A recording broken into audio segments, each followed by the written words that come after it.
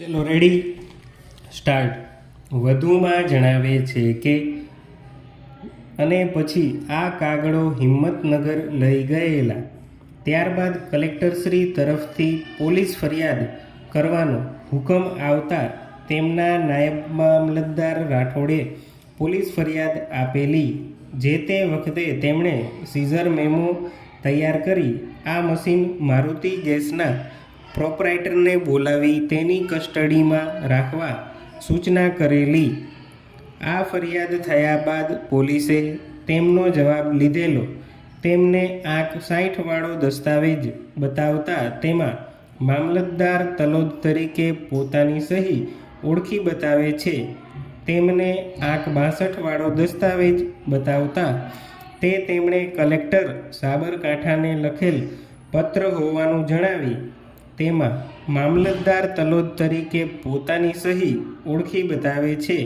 તેમને આંક 63 વાળો દસ્તાવેજ બતાવતા તે તેમના રૂબરૂ ઇસ્માઇલ જમાલભાઈએ લખાવેલ નિવેદન હોવાનું અને રૂબરૂ તરીકે મામલતદાર તલોદ તરીકે તેઓની સહી ઓળખી બતાવે છે.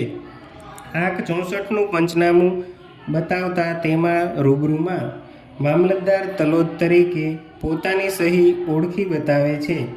તેમને આંક 65 વાળો દસ્તાવેજ બતાવતા તે તેમણે કલેક્ટર હિંમતનગરને મોકલાવેલ સાધનિક કાગળો ન જાણ કરતો પત્ર હોવાથી તથા તેમાં મામલતદાર તલોદ તરીકે પોતાની સહી ઓળખી બતાવે છે. તેમને આંક 66 વાળો દસ્તાવેજ બતાવતા તે તેઓની રૂબરૂ પોપટભાઈ નાનાભાઈ પ્રજાપતિએ લખાવેલ નિવેદન હોવાનું અને તેમાં રૂબરૂમાં મામલતદાર તલોદ તરીકે પોતાની સહી ઓળખી બતાવે છે. તેમણે સ્થળ ઉપરથી જે વ્યક્તિને પકડેલા અને જેણે તેઓની રૂબરૂ કબૂલાતનામું આપેલું અને આજે બતાવવામાં આવે જોયેથી ઓળખી શકે નહીં.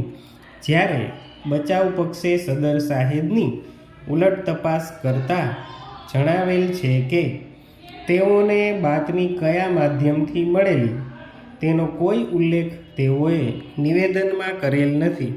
તેઓ બાતમીવાળી જગ્યાએ સરકારી વાહનમાં ગયેલા. સરકારી વાહનમાં જાય તો લોગબુક નિભાવવી પડે. તેઓએ આવી કોઈ લોગબુકની નકલ આ કામે રજૂ રાખેલ નથી. કહેવાતી બાતમીવાળી જગ્યા કોની માલિકીની છે તે તેઓ કહી શકે નહીં.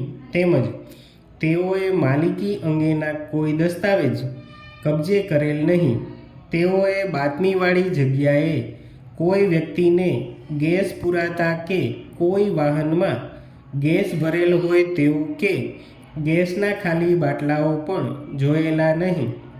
આ કામે કબજે લેવામાં આવેલ મશીન માત્ર ગેસ પૂરવા જ ઉપયોગમાં લઈ શકાય તે બાબતે તેઓએ કોઈ નિષ્ણાંતનો અભિપ્રાય મેળવેલ નહીં. આ મશીનનો અગાઉ ગેસ ભરવા માટે ઉપયોગ થયેલ હોય તે અંગે FSLનો રિપોર્ટ માંગેલ નથી. તેઓએ સરતપાસમાં જણાવ્યા મુજબની કોઈ મારુતિ વાનની તપાસણી કરેલ નથી કે આવી કોઈ મારુતિ વાનનું પંચનામું કરેલ નથી. કલેક્ટરશ્રીએ કોઈ ફરિયાદ કરેલ નથી. બનાવવાળી જગ્યાનો કોઈ નકશો તૈયાર કરી કોઈ રેકોર્ડિંગ કરેલ હોય કે કોઈ ફોટા પાડેલ હોય તેવું બનેલ નથી કે રજૂ કરેલ નથી. સ્ટોપ.